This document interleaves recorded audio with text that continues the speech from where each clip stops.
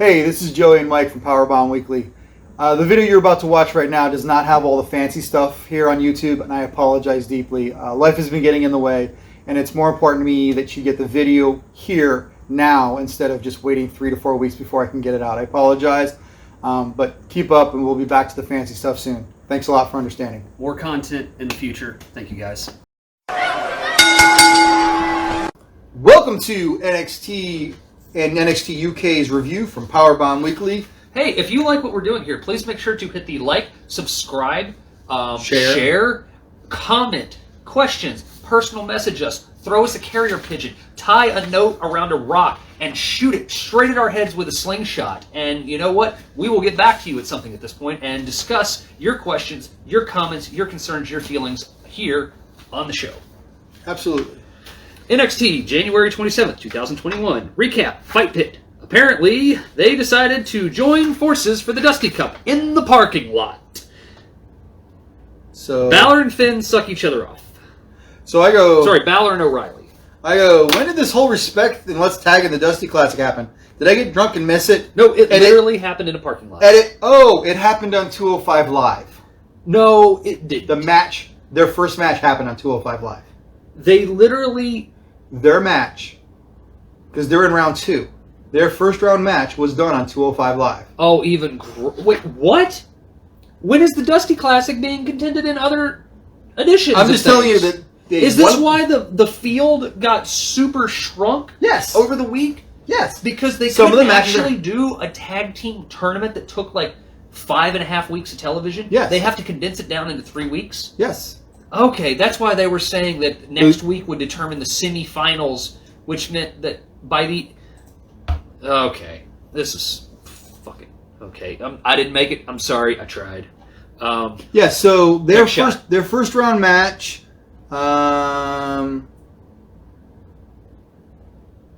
Who'd they beat? Oh, this is old because MSK is still blacked out. Right. Okay, you look for it. I'm going to keep talking. Just follow me.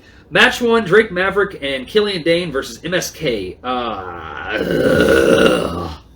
MSK sucks. The white kid does the Bronco Buster on somebody's face. It looks like he enjoyed that a little bit too much. I wrote, well, it's been a while since I've seen the Bronco Buster, so there's that. They then fuck up the dropkick spot that they go by going late, and it just looks awful. I noticed the increase of black and green on everyone's shorts. Yeah, Very interesting. Thanks, Hunter. No, that's from MSK's like that because of... Well, if you remember, they had black and green stitching X's on their stuff. Right. Ripley had it recently. Right. Io Shirai had it recently. I'm pretty certain that Hunter is somehow getting involved in having his DX colors on everything. Then Drake hurt himself on the double team move. I don't know if you caught this, where he got slammed, and when he went to the outside ring on the outside, when he hit, he was not getting up, and the outside ref checked on him, and you can kind of see it on camera, and he kind of waves him off like, no, no, no. And it takes him a minute to get back up to the top, and Dane feeds for a long time. So I don't know if he got the wind knocked out of him. Well, maybe it's I don't know if he landed on his butt and got hurt or something, but he definitely looked like he was not feeling good for a minute. Yeah. I did write Dane uses his partner as a weapon a lot. I like that. Yes. This was fine. I mean, it was okay. And then MSK did the dumbass flip spot that I ripped apart, and I guess everyone ripped apart how stupid that spot is. MSK wins. This was a 1.5 star match. Yeah. This was not great. These kids are not good. They look like shit. And Drake and Maverick had very little to work with. They don't really do the style very well. And then on top of that, Drake getting hurt and needing about, like, what would you say, like 3 minutes out of the ring? Probably to catch his win back or something. Really, really took this out a lot for it. I was not a fan. So, real quick. Yes. So, in the original, it was Neeson Davari versus Adonis and Troy. Yes. And I don't know what happened to Adonis and Troy. Well, Karrion destroyed him. Oh, okay. So, Yeah. So then... So the other guy probably got hurt or something, So and then it Karrion became... destroyed him in the singles match, so they got knocked out. So it's Ciampa and Thatcher beat Tony Neeson, Aria Davari on 205 Live. Okay. That's where some of these tag teams are coming from. Okay. Right.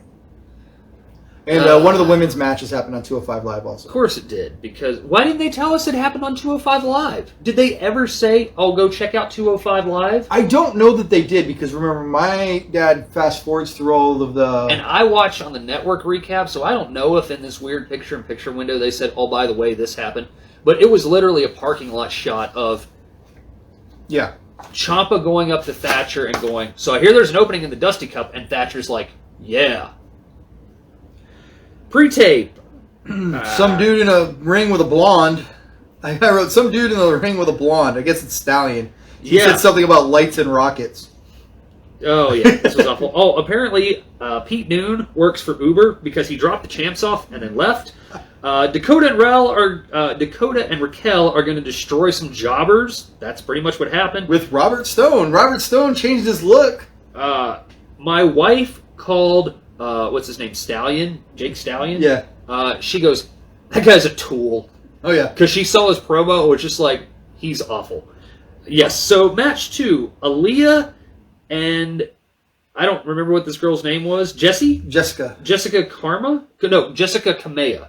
So if you're a Dragon Ball Z fan, which I notice a lot of people on the roster seem to be with the spirit bombs and everything else, cool for you, hun. You were the shining star in this match next to Raquel. They represent the Robert Stone brand. Robert Stone is back. Dakota calls for a spot, and then the camera immediately cuts away. So you know what? The camera crew is at least trying to cover some of this stuff up. Good for them. And then Raquel and Jessie Kamea were good. And then they pinned Jessie, who was the good worker. Yep. Which made no sense. You had the double splits and to the punch in the face was entertaining. This was 2 stars. Yeah. This was okay. It wasn't great. I pointed out as Dakota came down that I don't understand how she has a job. She's not very good, and apparently she's been everywhere. She's been. She was in the Australia with Shimmer. She was in Shimmer. She was over there with Ripley. She came to the UK. She did that. Now she's here, and I'm like, she's just not great. And no offense, son, you're not pretty enough to not be that talented. You know what rhymes with okay? The Way. Backstage, The Wrong Way cut a promo. Austin speaks. The wife likes the pixie's hair. Loomis. I love it. No, this was awful. So, if you guys remember, Dex and Gargano had a match, which Theory got involved in, which Loomis lost because he went after Theory. So, they cut a promo, and he just rips open the curtain that they're behind as they walk by, and it's just... I love it. I love it. This is so bad, and I'm back to hating Loomis' character now. I love it. Okay, so then pre-tape, the Smoke Show is evil. She says... Playing with cards. She's playing with cards. She does the typical countdown card thing. Keep in mind, the card thing is going to come into play in a little bit, and I do want to talk about how interesting that was. Then Wade says, she's sending out a lot of negative energy.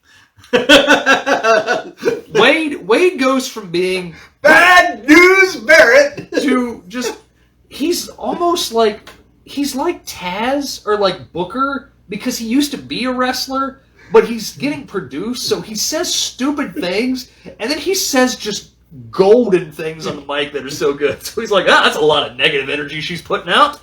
One thing I do want to notice, man, I almost wish we didn't have 4K and high definition nowadays because, man, Scarlett had a lot of makeup on her. She was caked, and I even told the wife, she goes, she looks like she's 80 with how much makeup she had on in the production for it. And I was like, she doesn't look like that. And I brought up her Twitter that she's on, where she's still in character as Scarlett, and she's like, oh, okay, she's fine. She's like, I don't know why they put that much makeup on her. So Tegan Knox is currently training Brie Larson for Captain Marvel. Yeah. They are doing a training Captain Marvel video that you can see on Brie Larson's YouTube that I believe dropped the day after the show. So that's why we haven't seen Tegan for a while. She's rehealing from an injury. This is great that she's doing it. And, I like the Captain Marvel movie and I like Brie. Captain Marvel's one of my favorite in Marvel characters, so I thought it was all right. But then we get to things that are kind of not okay, where Tyler Rust against fucking no one. His name is Dante Rios. His name is nobody. But the problem with that is so they cut a wonderful promo where Malcolm calls him a diamond in the rust. Yes. I like that. His name is Malcolm? His name is Malcolm. I keep writing not Teddy Long. Yes. So, they do a pre-tape before the match, during, as they're going down for the match. They reference Rocky a lot, like the movie, in the segment. Even Beth then starts to talk about Rocky for some reason, and they keep going on. And then Wade, I don't think, has watched anything from Rocky because they quote Rocky 4, which I did not take a note of, but I am pretty certain Rocky 4 came out in 1986, probably. We're back to So, stuff. why are we talking about Rocky 4 other than the fact of Ivan Drago? So, okay, odd stuff. And then there's a weird punch, and then the kid fucks up the submission roll through, and then the winner is Rust by submission. 1 star. You said the F word. I've said it more than once, and I'm Yes, trying to... I wrote, for a guy with no name, this match has lasted way too long. Long. Even the announcers don't even know his name because they keep saying his opponent. This They don't even match, know his name. for a jobber enhancement talent meant to be, as they said, a tune-up match for Rust, went as long, if not longer, than the match that he had against Bronson Reed last week. Which means either A, Bronson is not that good, which made him look bad. This Tyler Rust guy must not be that good because he can't even beat up on a jobber. And our next new breakout star should be the jobber. So Because he was the Rocky of the story. how long did the match go? Forever. It wasn't even 4 minutes. It was 3 minutes 58 seconds. It No. just felt like forever. This match It was went on only so 3 minutes long. and 58 seconds. It Remember- felt like forever. Remember a It was couple weeks time ago suck. where I said you don't let your enhancement talent get spots in? Yeah. They gave him so many spots. And then the kid screwed up the spot at the end that he was supposed to do where they had this weird submission and it just looked awful. He tried to do like... I don't know what the hell he tried to do. It did not look good. So I'm going to take the next part. Okay. Balor and O'Reilly stare at each other and ask each other questions in the most unconvincing way. Yeah. My wife was like... What? Yeah, she was very confused as well, and she was just like, what was the point in any of that? And she goes, weren't they fighting last week? And I go, yes. And then there's the thing that we're going to talk about at the end that makes this even worse. Grizzled Young Vets against Kushida and Ruff. They speak Look! Ruff does Mike's favorite move. a lot. The Grizzled Young Vets, by the way, are apparently, they cut promos to the ring where they let the guy talk, and I guess the joke is that he's really annoying and loud, and basically he's Miz. They're letting this guy be Miz promo where he goes, the Grizzled Young Vets. It's awful. The commentary team can't decide who's the face or the heels on this. They really easy. can't. It's easy. It's Kushida and Leon Ruff. They're the good guys. They could not decide who was the face and who were the heels on the booth. It was so weird. And then I actually wrote down, I was like, maybe Beth just needs to telephone in again, because having her there live, now that Edge is back, which I'm assuming they're traveling together, is why she's there. And maybe she doesn't need to be. Winner, Grizzled Young Vets. This was a 3-star match. I'm just going short because we have a lot to go through. And this was largely because Kushida was amazing. Kushida was so amazing in this match. What he did and how he took and... 3 other people... Fuck you, Jim Cornette, because I listened to your review where you called him like an awful, unbelievable midget because anytime there's somebody you don't like, you just go for the one thing that you can pick on. And because he's short... I hate to make a bad joke. He's Asian. He's short. But you know what? This dude is legit. He's fast. He moves. He's believable. His submissions and his character is fun. Yeah. So if you want to really go back 3 years ago, watch Kushida versus Zack Sabre Jr. and was it the Will Ospreay match? Will Ospreay. Yes. And the villain. And I don't like Will Ospreay that much because I think he is in the Young Buck version of Too Unbelievable. He's like Ricochet. He's white Ricochet. Yeah, he is. Because he just does stuff, and it's so bam, But bam, bam, bam, Kushida- bam, bam, bam. But oh my god, that match. Kushida, Will Ospreay, and Marty Scurll had like 2 3-way matches. Oh man, that was... Yeah, and you know what? Even for that, go back and just watch this match with the Grizzled Young Vets. Because Kushida is Watch Kushida so with dialed Gargano. in. Watch him with Gargano. Kushida's great, man. Then the Wrong Way come out and destroy Kushida and Ruff. Lots of question mark. Loomis stares down Theory. and then Johnny just from the stands runs away, and then they cut to the back. Yeah. Okay, Stallion apparently got destroyed by who he says was the drug cartel, and the Stallions the Stallion could not compete in the match that he was about to have. Okay, he's literally laying on the floor, writhing in pain, and Regal's like, he can't go on. So Regal gets super pissed and goes off to talk to the cartel. The cartel are in suits, which means they were not ready for the match to begin with. Very interesting. They were like drinking champagne in the back and toasting each other. Regal comes in super pissed, jumps up in their face, and basically says, you're going to have the match next week if he's cleared to wrestle, and if anything happens to him between now and that match, I'm going to hold all of you personally responsible. I like Regal being an enforcer. Yes. It was dumb how they got there, but Regal being an enforcer was good. However, Regal's an old retired wrestler. And he's a bruiser. But he's an old retired wrestler. So him jumping up in the cartel's face kind of make the cartel look weak. Yeah, I'm being nitpicky. I apologize. So then Santos picks up his belt. And he sees the tarot card for the Fool behind it. Now, this was interesting. Because if you remember his promo last week where he talked about... Well, the one you shit all over and totally didn't matter? It totally didn't matter. Oh, but now it does! Like I said, they watch our show and they steal our stuff, but then sometimes they try to insert things just to throw it back in my face. But he picks up and he's like, oh God, what is this? Oh my God, what can we do? And he goes, and throws it. And they're just like, whatever. And they just kind of walk off and the Fool card gets thrown on the floor. Like, that was good because it showed Karrion saying, hey, I paid attention to you. Your time's up. So and then they're like, whatever. It's a card. This guy's a joke. You know, he got hit once, and he got put out for 8 months. Karrion can't carry the cruiserweight belt though. No, he could not. But you know what Karrion can do is destroy these guys. Yes. That's what's going to happen. So Dad is going to get points on the board just for Karrion destroying. He's going to kill all 4 of them next week. Karrion is going to come down and Brock Lesnar, Stallion, and the drug cartel in one fell swoop. And if he doesn't, bad booking, because he should. Toni Storm cuts a promo. She flips her hair. She says Io calls her the Dusty Cup, and she wants to take the belt off of Io because she's going to take something from her that mattered to her. She flips her hair again. Io comes out and says, I'm right here, bitch. Storm nails Io, and then Io proceeds to destroy Storm. And then Mercedes comes out, who proceeds to destroy Io. Io, Storm, and Martinez all destroy each other. Looks like a 3-way for the belt. I wrote down word. But who's holding the belt at the end? Mercedes. Toni. No, that's right, Toni. Sorry, Toni had the belt at the end. You are correct. She looked amazing during the Rumble, though. Toni looked great in the Rumble, and it looks like... no, I mean, like, physically. That's what I was going to say. It looks like her being back at work is helping because she definitely lost a little bit of that...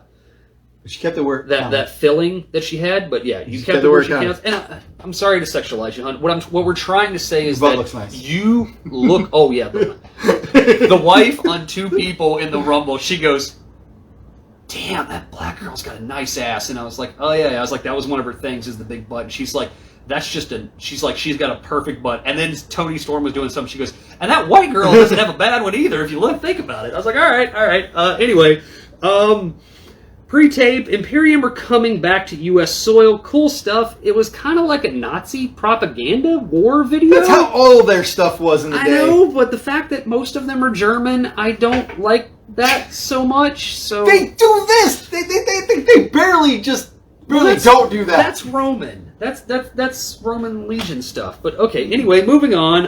Promo, Adam Cole and Roddy Strong shoot a promo. Roddy did not... Oh, you forgot about Swerve talking about how everybody points the finger at him. Oh, sorry. I've got some fingers to point at Swerve. I have... Anyway. I rewrote it back down here. Okay, anyway, yeah, they cut the same stupid promo. Oh, wait, look, see? Swerve finger promo. Okay, yeah, the Undisputed Era cut the same stupid promo they've cut for years. Okay, match 5. Swerve Scott versus Bronson Reed. Bronson does not have a fake dead iguana strapped to his back this time. Good. You're getting better looking. He's getting back to his old outfit. It's amazing when these guys come back and they're like, do this, and then they go, no, do what worked. Just go back to what worked. Okay. Swerve was straight up getting murdered. Swerve is more aggressive. Thanks, Beth. That driver that Swerve did was picture This was good. I mean, and then, by the way, he gets dropped on the hardest part of the ring. Of course. Yeah, thanks for that, Wade. And then Bronson destroys him. And I took this note down. By the way, the Bronson stall into the driver bomb. That's what I'm saying. Oh, my God. Pitch perfect. That was awesome. That was so good. The zombie ref shaved.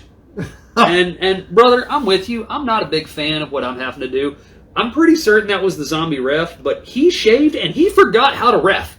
He was visibly talking to Bronson the entire match. He was in the way the entire match, and he even made sure to be in the shot with Bronson when Bronson celebrated the win. Apparently, the man's ability to ref comes from his facial hair, because he was awful in this match, wasn't he? Yeah. Like, Bronson had to stop what he was doing on the top rope because the ref was talking to him. I wrote the driver was picture perfect. The shoulder of Reed just went out, of course. Remember, WWE's big thing is don't work the leg, work the arm of the big guy. They swerved that 450 was probably enough. See what happens when you get cocky? Back to murder mode. Yep. 2-star match. I mean, it was fine. Yeah. It was a fine match. I don't think it should have been the co-main. Pre-tape. There's no co-main anymore. It's just main. Pre-tape Ciampa with a dash of Thatcher. That's all this was. It was fine, except for the fact that this is legitimately what we call this is hot-shotted. Yeah. This is a hot shot so bad because these guys should have been going on like Flair and Funk for years, and then they come together under the Evil Empire to fight something. Imperium is coming. Ciampa and Thatcher against Imperium would be great if they got to it. So, who's going to win? Thatcher and Ciampa or Cole and Roddy? We're not. That's for next week. Well, that's right. Yes, that is next week. I forgot that the main event was not a Dusty Cup match. Okay. So, who do you think's going to win that one? I think we're both screwed because we talked about what's going to happen here in a minute, and I have most of these guys on my roster, so it's like, ugh. I honestly think that Thatcher and Ciampa will lose, and I have a feeling that might lead to the breakup and the rubber match. So, match 6, Finn and O'Reilly versus Lochran and Birch. Lucha House Party should take note about how to do, big turnbuckle thing, because that was fine. Basically, I don't understand what a lot of this section was, because it was like, this wasn't terrible, no, but it wasn't like, I want to see Finn and O'Reilly again. Right, the only thing Finn and O'Reilly as a team was just... The only part of this match that, if you did not notice it, there was a quick 2-second thing that happened after the match that if you didn't notice it, you aren't going to. It was the only thing that this match was led up to. The match was a decent match. It was a match with... I gave it 3. Yeah, it's a match with 4 very... talented, wrestlers. very talented, good but people. What happened... Yeah. There was a leg submission that was a little sloppy, but what other than that... He did the roll-through leg submission where he did the nice... I can't remember the actual maneuver that it's called, but basically he did the dive-through roll into a leg submission. Looked fine. We've already talked about why this is happening. We're setting up the Packabee Boys versus Undisputed Era with... Yes. So essentially, the match ends... But after the match... Okay. Let me see if you caught this or not. Did you catch it? So after the big beat 'em up, you've got 4 people standing in the ring. Well, wait, hold on. Let's go back a little bit, because what happens is after the match, Finn's in the ring, and O'Reilly's there, and Pete Dunne shows up behind Finn, and O'Reilly visibly goes like that to turn your back. He's behind you, and then Dunne waylays Finn, which leads to the big, huge beatdown. And now that they've pulled O'Reilly in, who tried to help Finn, Undisputed Era runs out, and then we have the big brawl between everybody. Now, your thoughts. So then you have it's perfect. You have Roddy, Cole, Space, and you have O'Reilly. Yeah. And then you have Finn. And Finn is about 4 steps forward. Finn starts backing up, and then they're all in a line. He stands in the line. And then Roddy looks over like, what the hell are you doing in my line? Did you catch that? I didn't. I caught that as in that was the unification. No, I thought that was like... Because then Finn, after he stands in solidarity with them, and the other, the foreign... I got the other thing. The evil guys run away. Well, what's his name is American, as we figured out. But they stand off, and then Finn just kind of stands there, and then he's like, well, I'm still top dog around here, and he gets out of the line and rolls out of the ring and stands on the outside by the announce table. See, I took it the other way. I took it like, you're not with us.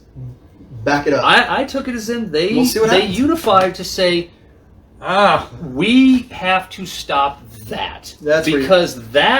If they have all the belts, we can't stop them. In the immortal words of 45, wrong. I just wrote down, are we calling this the Bullet Era or the Undisputed Club? I'm going to go real fast. NXT UK, January 28, 2021. Opener, Jordan Devlin promo lasts for about 10 seconds before Trent Seven comes out. Seven says he's going to drop down to the 205 weight limit and challenge him. Devlin laughs at him and taps him on the stomach and says, all right, come see me. Trent does not like this. He proceeds to lay Devlin out in the middle of the ring. Devlin rolls out, tries to pull the belt out. Trent stands on top of the belt and basically says, I'm going to get there. So it looks like Trent Seven is going to drop down to the 205 weight limit so that way he can challenge Jordan Devlin in the Open Challenge. Devlin is still going to continue the Open Challenge, and he will be back next week. They then do a pre-tape of The Hunt and Eddie Dennis. The wife basically finally figured out who Eddie Dennis reminds me of. It's the super weird executive guy from Grandma's Boy. Oh, okay. How can he see me? That's what Eddie Dennis looks like. Oh. That might be here if anyone has not seen Grandma's Boy. But you know who I'm talking about, right? I want robot legs. That guy. Recap. Who kind of looked like Marilyn Manson in a way. We can't talk about Manson right now. He's in some hot water. Recap. Kaylee Ray is about to get destroyed by Miko Sakudan. I can't say her name. I just wrote down yay because she's coming to NXT UK, and this is probably one of the best women in the world. If not the best, as they call her. Match 1, finally, we get to Ben Carter and Sam Gradwell. Gradwell cuts a promo before every match where he proceeds to bury Ben. Okay, don't know why. Ben is Seth Rollins' protege. I don't know if you've seen this guy or anything like that. He had a match a couple weeks ago against Jordan Devlin, which I think was the return match that you saw Jordan Devlin in. This was fine. This was lots of good stuff. I gave this a 3-star match. Gladwell lost again, though, which is really getting weird, and I'm starting to think he's just a gatekeeper. Okay. I really think he's just going to be a gatekeeper character because he basically cuts a match about how the other guy sucks and he's going to beat him up, and then he gets in the ring, has a okay match. His facials are too over-exaggerated, and he always looks like he's waiting for the next move, but I think he's just going to be a gatekeeper character. Not a bad match. Match 2, Josh... Morrell versus Shaw Samuels. I wrote down, so Shaw loses his opening match to Joe Coffey, but now is a full-blown brawler heel, and nobody talks about the fact that he basically just dumped the character that they hired him to play on the microphone, which was obviously planned to do that, and they're just calling him Shaw Samuels now. So I don't know what the point was that in. Why... If he was going to lose his opening match because he cut a promo about, I'm not here to play this character, this is who I really am, he shouldn't have lost his opening match. And then he wins this match against this guy that went on forever. But he's also a full... 5 minutes and 13 seconds. He's also a full-blown brawler heel, so he's doing big, massive spins and hits and picks-ups and slams and all this stuff and talking to the guy and spitting and all this stuff. And it just went on forever. The match was 2 minutes shorter than the match before it. Oh, my God. It felt like so long. Then how long did this next match feel? The 4-way elimination match. That went on for 22 and a half minutes. Yeah, pre-tape. Ilya says that he doesn't know what happened last week. He just snapped because all the pressure that was on him. And then Gladwell walks by and makes fun of him. So it looks like we'll probably have Gladwell and Dragunov coming up here soon. I'm okay with this. I'm okay. I love Ilya Dragunov. I almost bought his t-shirt when it was on sale over the weekend for www.shop.com. So, but it's... it's just a little bit too basic for me to spend $30 on, you know? Right. It's just basically like some red lines and a star that says Ilya Dragunov across it. It's kind of basic, you know? It's like Edge's old t-shirt. Okay, so then Rampage is cool with Gallus, I guess. Well, kind of, because Gallus walks in from backstage. Rampage is there. They kind of are like, hey, what's up, Rampage? And he's like, hey, what's up? And he's like, yeah, I'll see you guys around. And Coffee's like, yeah, I'll see you around, man. You know, basically saying, hey, we're going to fight at some point, but we're cool. Okay, then we get to the match of the, whatever this was. 4-way elimination tag match. So we have Mark Andrews and Flash Morgan Webster. The announce team loves saying the name Flash Morgan Webster because it's like a Tribe Called Quest. Apparently you have to say the whole thing together because they never just say Flash, Morgan, or Webster. It's always Flash Morgan Webster. Versus Ashton Smith and Oliver Carter versus the UK Young Cucks. Versus The Hunt as well. Eddie Dennis is barred from ringside. And then I wrote down, I bet not. Gallus is shown in the VIP box eating popcorn while everything's going on. And they're just kind of pointing and laughing and ha-ha-ha-ha-ha-ing it up. They cut to it a lot, which was weird. I don't know if something bad was going on in the ring at these points, but they cut to it a lot. So they did a stacked suplex powerbomb spot. The guy kind of didn't do great on it because it was Ashton. He's supposed to be kind of like this super. He's like supposed to be like Ricochet, like kind of like super strong, fit guy, but kind of tiny.